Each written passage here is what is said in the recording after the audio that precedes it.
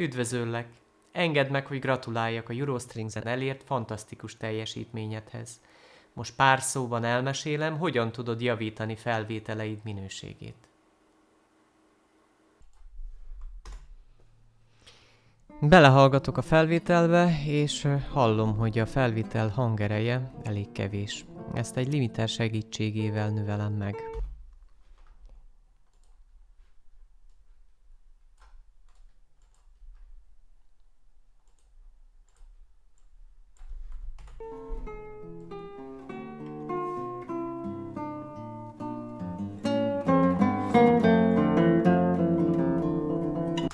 Miután elértem a megfelelő hangerőt, egy EQ segítségével eltávolítom a nem kívánatos frekvenciákat.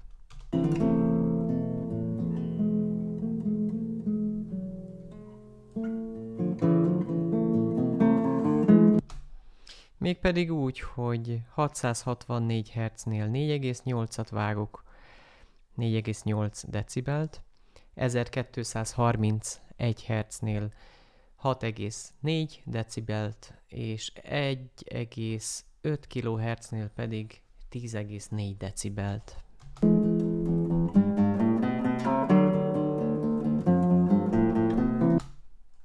Majd rakok rá egy zengetőt,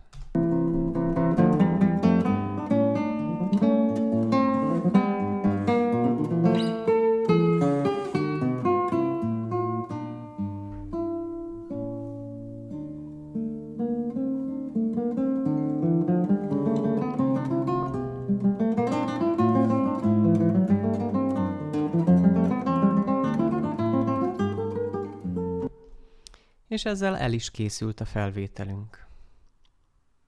További sok sikert kívánok, és szép napot!